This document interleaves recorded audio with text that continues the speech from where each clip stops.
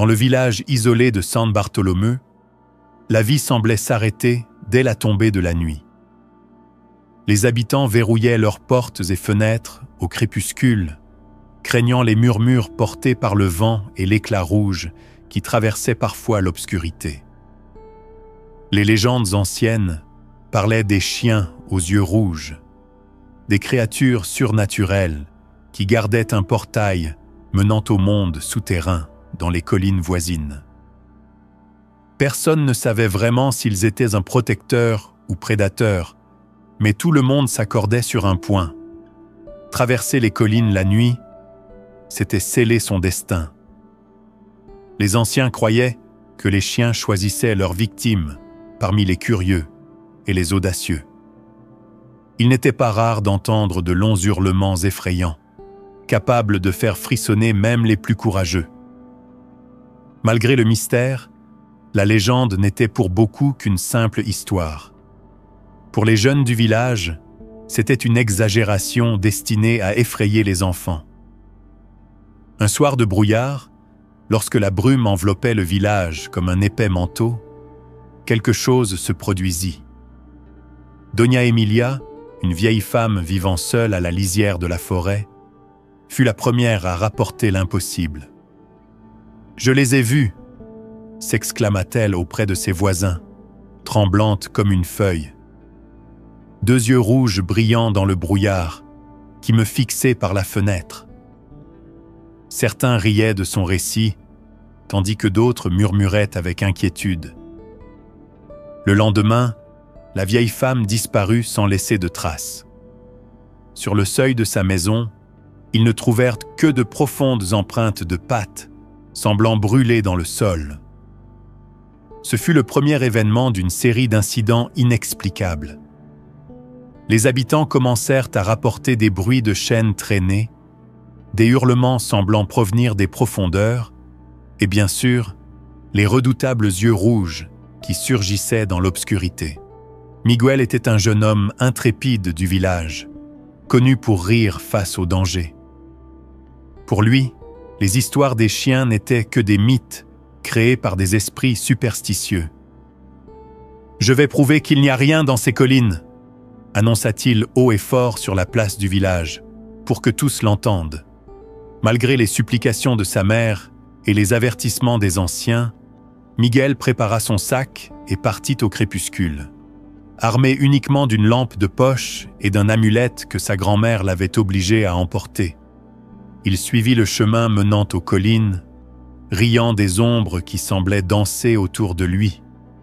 Mais en arrivant à la première bifurcation, Miguel sentit quelque chose changer. L'air devint lourd, et le silence fut rompu par un bruit sourd, presque un grognement, venant des arbres. Il s'arrêta, serrant plus fort sa lampe de poche. Les yeux rouges apparurent pour la première fois, brillant dans l'obscurité comme des braises ardentes.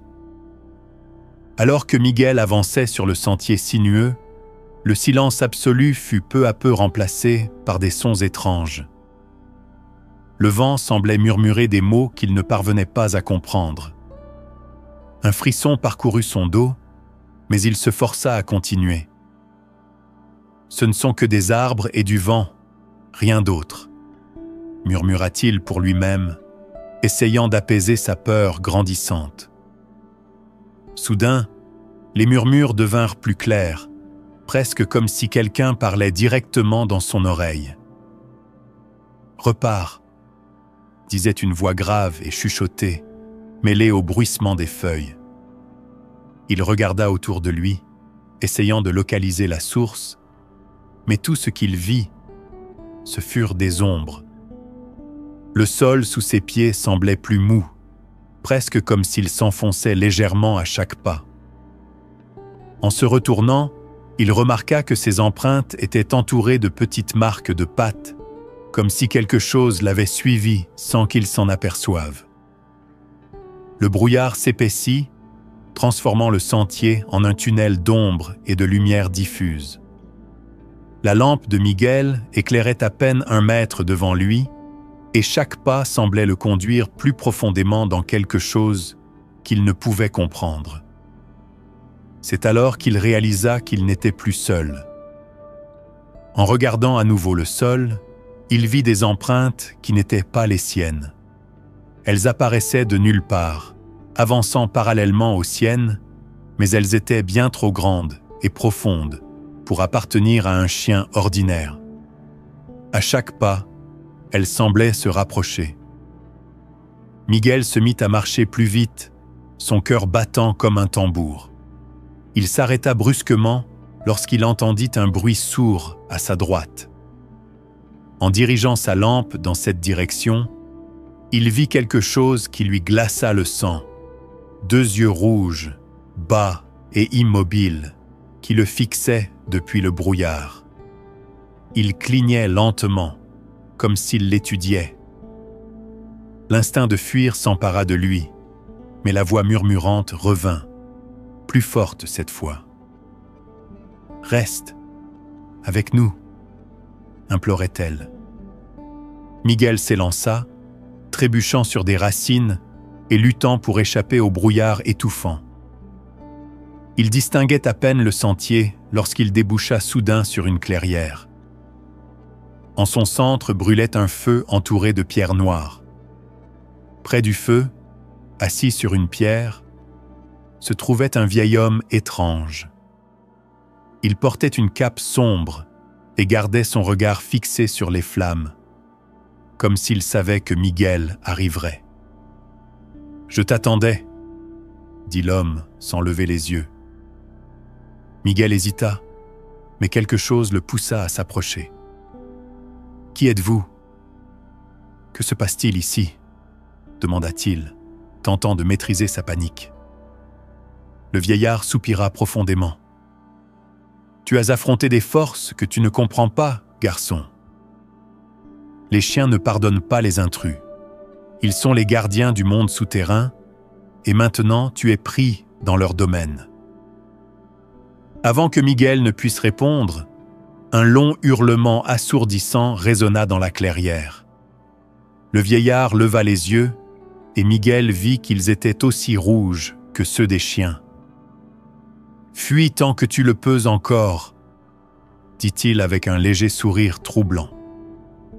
Les paroles du vieillard résonnaient dans l'esprit de Miguel alors qu'il fuyait sur le sentier. Les chiens ne pardonnent pas les intrus, mais quelque chose en lui refusait de croire pleinement à cette histoire. Et si ce n'était qu'un stratagème, peut-être que l'homme cherchait simplement à l'effrayer. Pourtant, en arrivant à un virage du chemin, Miguel vit des signes qui semblaient tout confirmer. Des arbres au tronc brûlé comme griffés et des pierres qui semblaient fondues jalonnèrent le chemin. Sur certaines d'entre elles, des symboles étranges étaient gravés, émettant une faible lueur rougeâtre lorsque sa lampe les éclairait. En tentant d'éviter ces marques, il sentit une vibration dans le sol, comme si quelque chose s'approchait de lui. Puis il l'entendit à nouveau, le bruit de chaînes, de plus en plus proche. Les paroles du vieillard revinrent à son esprit. Ce sont les gardiens. Quiconque défie leur malédiction ne revient jamais. Miguel atteignit le sommet d'une colline où le brouillard semblait un peu moins dense. En regardant derrière lui, il aperçut des yeux rouges brillant entre les arbres. Ce n'était pas qu'un seul regard. Il y en avait 3, peut-être 4, se déplaçant en parfaite synchronisation. Soudain, il distingua une petite cabane en bois au loin, semblant être un refuge. Il se précipita, espérant y trouver sécurité. En entrant, il trouva une vieille table et des papiers éparpillés, comme si quelqu'un avait quitté les lieux en hâte. L'un des papiers attira son attention. Un croquis grossier des collines avec un symbole central. En bas, il était écrit « N'entre pas au carrefour. C'est là qu'ils choisissent. » Miguel regarda la carte et réalisa qu'il se trouvait exactement là où le symbole indiquait. Avant qu'il ne puisse réagir, un grondement sourd retentit derrière lui. Il se retourna lentement et vit la silhouette d'un énorme chien, ses yeux brillants comme des flammes, bloquant la sortie. Le chien n'attaqua pas immédiatement. À la place, il commença à tourner autour de la cabane, comme s'il attendait quelque chose. Tremblant, Miguel essaya de se rappeler les histoires qu'il avait entendues enfant sur les chiens aux yeux rouges. Il y avait quelque chose à propos d'un rituel ancien qui pouvait les tenir à distance, mais il ne se souvenait pas des détails. Sur la table, parmi les papiers, il trouva un dessin d'un cercle orné de runes. Une note disait « Le cercle protège tant que le feu brûle ». Rapidement, Miguel repoussa les meubles et traça le cercle au sol à l'aide de charbon trouvé dans une vieille cheminée. Il alluma une petite bougie qu'il trouva dans un coin et la plaça au centre. Quand il eut terminé, le chien se posta devant la fenêtre brisée et le fixa. Mais cette fois, il n'était pas seul. D'autres yeux rouges apparurent autour de la cabane, et les grognements se firent plus forts. Le sol recommença à vibrer, et Miguel comprit qu'il ne faisait pas face qu'à une menace physique. Quelque chose de bien plus sombre se profilait. Le cercle semblait retenir les chiens, mais Miguel sentait que l'effet ne durerait pas. À l'extérieur, les yeux rouges restaient fixés sur lui, comme s'ils attendaient une erreur. Le son des chaînes traînant sur le sol devint plus fort, maintenant accompagné de grognements plus graves et d'échos fantomatiques. Il reporta son attention sur les papiers sur la table, désespéré de trouver quelque chose pour l'aider. L'un des documents décrivait le carrefour comme un endroit où le voile entre les mondes était le plus mince et où les chiens aux yeux rouges servaient de gardiens pour empêcher les âmes d'errer librement. Une phrase particulière attira son attention. « Celui qui tente de traverser le carrefour sans la marque du feu sera choisi. » Miguel essaya de comprendre ce que cela signifiait, mais ses pensées furent interrompues lorsque les chiens commencèrent à hurler à l'unisson. Le son était si profond et terrifiant qu'il dut se couvrir les oreilles. Le cercle trembla, et Miguel comprit qu'il devait agir vite. Pour gagner du temps, Miguel décida de renforcer le cercle avec tout ce qu'il pouvait trouver. Il découvrit un pot de sel dans une armoire cassée et, se souvenant de légendes sur la protection spirituelle, en saupoudra autour des bords du dessin. Les vibrations au sol cessèrent brièvement et les chiens semblèrent hésiter. Mais quelque chose changea rapidement. La lumière de la bougie commença à faiblir, comme si une force invisible aspirait son énergie. En regardant à travers la fenêtre, Miguel se rendit compte que les chiens n'étaient plus seuls. Des silhouettes humaines sombres et distordues apparurent entre les arbres, avançant lentement vers lui. Miguel sentit la sueur froide couler sur son front, alors qu'il essayait de garder son calme. Ces ombres n'étaient pas de simples apparitions, elles semblaient tangibles et menaçantes. D'une manière ou d'une autre, il comprit qu'il s'agissait des victimes du carrefour, piégées dans le domaine des gardiens. Le temps s'écoulait. Les ombres s'approchaient plus rapidement, glissant à travers le brouillard comme si elles en faisaient partie.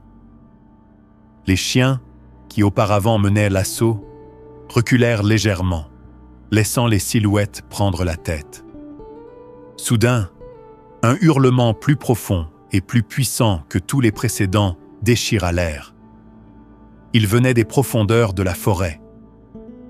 Les ombres et les chiens s'arrêtèrent immédiatement, comme s'ils attendaient un ordre. Miguel tourna son regard dans la direction du son, et même à distance, il aperçut une silhouette colossale se déplaçant entre les arbres. Ce hurlement portait quelque chose de plus qu'une simple peur, une puissance écrasante qui fit trembler le cercle de protection comme jamais auparavant. Miguel comprit que cette créature n'était pas un simple gardien. C'était leur chef. Miguel fouilla frénétiquement parmi les papiers restants sur la table. Mais la plupart étaient déchirés ou écrits dans une langue incompréhensible. Puis, il trouva un petit livre noir caché dans un tiroir. Sur la couverture, un symbole identique à celui qu'il avait dessiné sur le sol était gravé, et les pages dégageaient une étrange odeur, comme si le temps les avait partiellement consumées. En le feuilletant rapidement, il trouva ce qui semblait être une explication. Le texte décrivait le carrefour comme un lieu où le voile entre les mondes était le plus mince, et où les chiens aux yeux rouges existaient pour empêcher les âmes de traverser librement.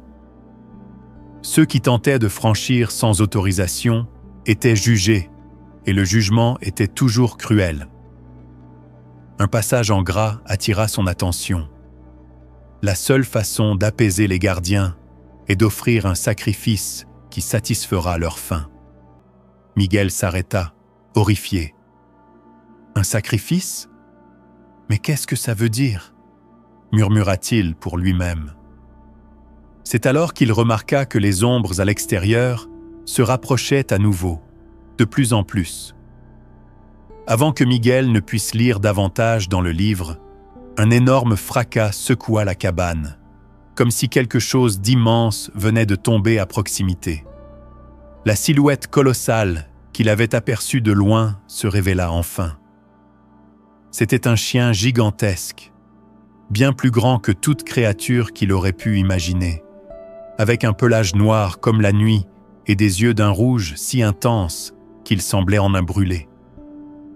Derrière le chien géant, Miguel remarqua un cercle de pierres anciennes émettant une lueur rouge, palpitante, semblable à une plaie ouverte dans la terre.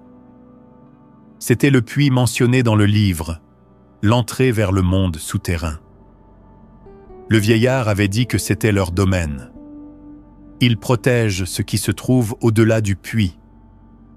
Mais Miguel ne pouvait imaginer ce qui pouvait être assez précieux pour justifier la présence de gardiens aussi terrifiants. La vérité semblait plus proche que jamais, mais également bien plus dangereuse. Le bruit des chaînes devenait de plus en plus fort, atteignant enfin la cabane. Une des ombres franchit la barrière de sel et pénétra à l'intérieur, glissant lentement vers Miguel. Il recula, mais la seule sortie était bloquée par la créature. En s'approchant, l'ombre révéla qu'elle portait de lourdes chaînes attachées à ses poignets et chevilles. Sa forme était brumeuse, mais Miguel distingua un visage humain marqué par la souffrance. « Aide-moi » murmura la silhouette, sa voix résonnant comme un écho empreint de désespoir. Avant que Miguel ne puisse répondre, la silhouette disparut, laissant les chaînes tomber lourdement au sol. Il les fixa, et une intuition profonde lui dit qu'il devait les utiliser. Le livre mentionnait que les chaînes pouvaient temporairement contenir la puissance des gardiens. Il les saisit d'une main tremblante et tourna son attention vers le chien géant à l'extérieur, qui avançait désormais vers la cabane.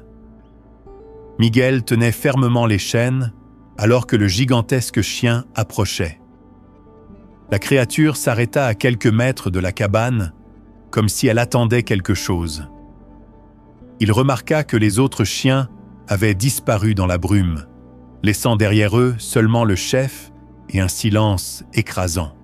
Soudain, le chien bondit, fracassant la porte d'un seul coup.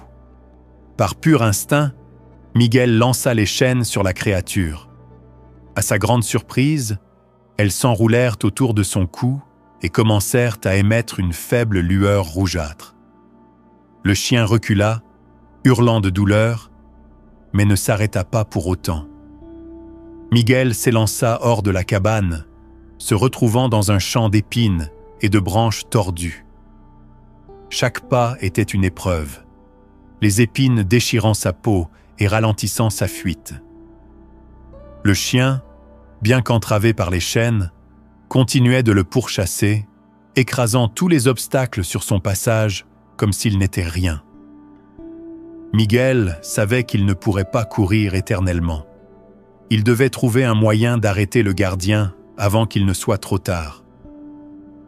Au centre du champ d'épines, Miguel aperçut quelque chose qui ressemblait à un autel de pierre, couvert de mousse et de runes gravées. Il se précipita vers lui, le chien géant sur ses talons. L'autel émettait une faible lueur bleue, et Miguel ressentit une étrange sensation de soulagement en s'en approchant. Il posa les chaînes sur l'autel, espérant qu'un miracle se produise. Mais rien ne changea. Désespéré, il ouvrit le livre et chercha rapidement des instructions. Les mots semblaient d'eau floue, jusqu'à ce qu'un passage se détache. Celui qui offre sa propre lumière sera épargné par les ténèbres. Sans savoir exactement ce que cela signifiait, mais comprenant qu'il n'avait plus de temps, Miguel se coupa la paume de la main avec une pierre pointue et laissa son sang couler sur les runes de l'autel. Instantanément, la lumière bleue devint plus vive et le chien s'arrêta, hésitant pour la première fois. Alors que la lumière de l'autel devenait plus intense, le ciel commença à changer. Les étoiles disparurent et une éclipse totale plongea la nuit dans une obscurité oppressante. L'air devint lourd et Miguel eut l'impression que le temps lui-même s'était arrêté. Le chien géant recula lentement, hurlant vers le ciel obscur, comme si quelque chose de plus grand encore était sur le point d'arriver. Les ombres qui entouraient Miguel étaient désormais figées, comme si elles avaient été paralysées par la lumière de l'autel. Puis, une voix profonde et autoritaire résonna, semblant provenir directement de l'éclipse. « Tu as rompu l'équilibre. Choisis la lumière ou les ténèbres. » Miguel comprit que le sacrifice mentionné dans le livre n'était pas seulement symbolique. Il devait prendre une décision qui scellerait son destin, et peut-être celui de tout le village. Alors que l'éclipse atteignait son apogée, il regarda l'autel et sut que le moment de vérité était arrivé. Miguel resta immobile devant l'autel, tandis que la voix résonnait dans son esprit. La lumière ou les ténèbres. L'éclipse semblait palpiter dans le ciel, comme un immense œil braqué sur lui. Il savait que son choix serait irrévocable, mais il ignorait encore les conséquences exactes des deux chemins. Le livre qu'il tenait dans sa main se mit à luire faiblement, comme s'il voulait lui offrir une réponse. Sur les pages, de nouveaux mots apparurent lentement. Choisis la lumière, et les gardiens seront libérés. Choisis les ténèbres, et le portail restera fermé.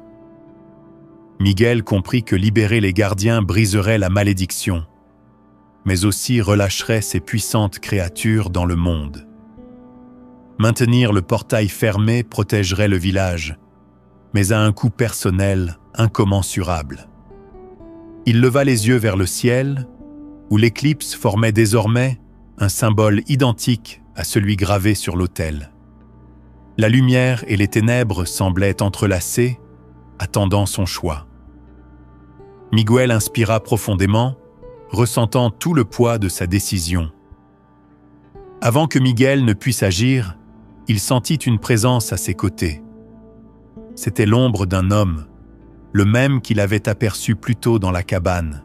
« Tu n'es pas seul, garçon », dit la silhouette d'une voix chargée de tristesse. « J'ai fait le même choix il y a bien longtemps, et c'est pourquoi je suis piégé ici. » Miguel resta silencieux, observant la silhouette. Il comprit qu'elle n'était pas une menace, mais un avertissement. L'homme poursuivit « Le monde souterrain ne choisit pas les forts, il choisit les désespérés. Fais ton choix avec sagesse, car la vie que tu connais ne sera plus jamais la même. » Ces mots résonnèrent profondément en lui, et Miguel comprit qu'il n'était pas qu'un simple intrus. Il avait été attiré ici parce que les gardiens avaient besoin d'un nouvel élu. Le gigantesque chien lança un dernier hurlement, et la lumière de l'autel devint encore plus éclatante. Miguel savait que le moment décisif était arrivé. Il tendit la main, tremblante, pour toucher l'autel. Lorsqu'il posa sa main sur l'autel, la lumière et les ténèbres entrèrent en collision dans une explosion d'énergie.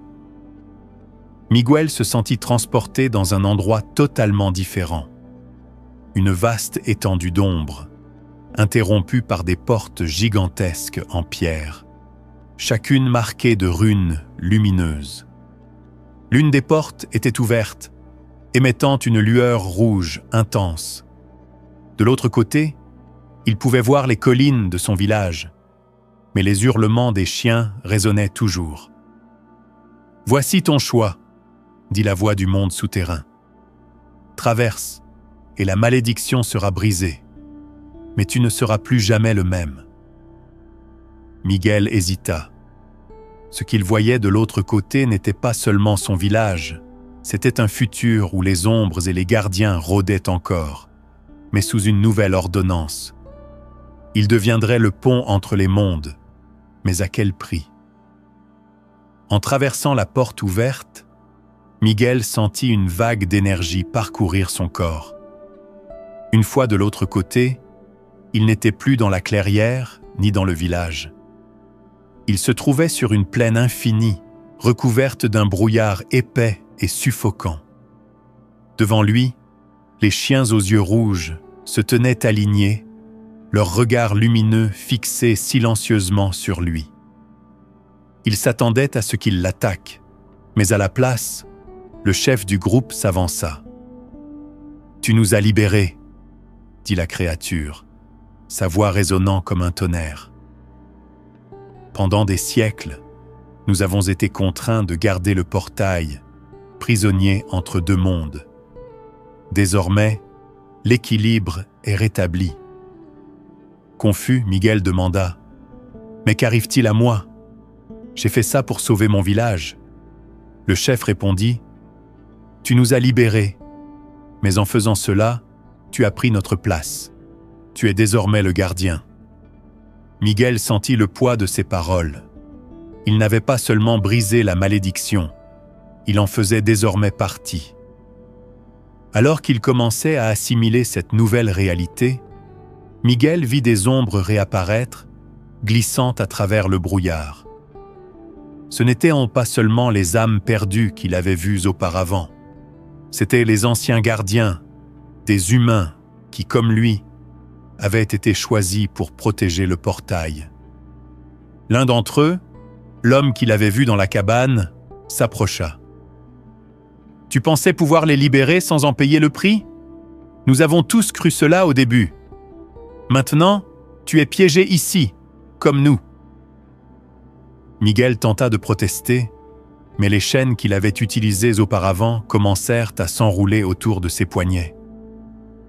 Il tenta de se libérer, mais c'était impossible. Le brouillard semblait l'attirer vers le sol, tandis que les anciens gardiens l'observaient en silence, le regard vide, alors qu'il luttait contre son sort. Miguel cessa de résister en comprenant la vérité. Il ne pourrait jamais retourner dans son village ni dans le monde des vivants. Son courage face aux chiens et au monde souterrain l'avait condamné à devenir l'un d'eux. Les ombres commencèrent à se retirer, une par une, disparaissant à l'horizon embrumé. Seul le gigantesque chef resta, le regardant avec quelque chose qui ressemblait à de la pitié. « Tu as fait ton choix, et c'était un choix courageux. Le portail est de nouveau protégé, et ton village est en sécurité. Mais ne crois pas que le monde souterrain soit un endroit pour les héros. » Le chien se détourna et s'éloigna, laissant Miguel seul dans cette vaste étendue vide. Le poids des chaînes était écrasant, mais il savait qu'il devait résister. Il comprit alors qu'il faisait partie de quelque chose de bien plus grand, quelque chose qu'il ne pourrait jamais expliquer à ceux qu'il aimait. Le temps semblait passer différemment dans le monde souterrain. Miguel ne savait pas si des jours, des mois ou des siècles s'étaient écoulés. Il était devenu une partie du brouillard, observant le portail et ressentant les échos d'autres élus qui l'avaient précédé. Parfois, Miguel voyait des ombres venir du monde des vivants, des personnes qui, comme lui, avaient ignoré les avertissements et osé défier l'inconnu. Il tentait de les protéger, mais il savait que certaines étaient destinées à échouer. Une nuit, alors qu'il veillait sur les collines, il entendit un bruit familier, des pas et des rires nerveux venant de quelqu'un qui s'approchait. Dans l'obscurité, 2 yeux rouges brillèrent, suivis d'un long hurlement perçant. Miguel comprit que le cycle continuait et que le monde souterrain trouverait toujours de nouveaux élus. Et ainsi, la légende des chiens aux yeux rouges perdura à jamais. Un avertissement pour ceux qui osaient franchir les limites entre les mondes.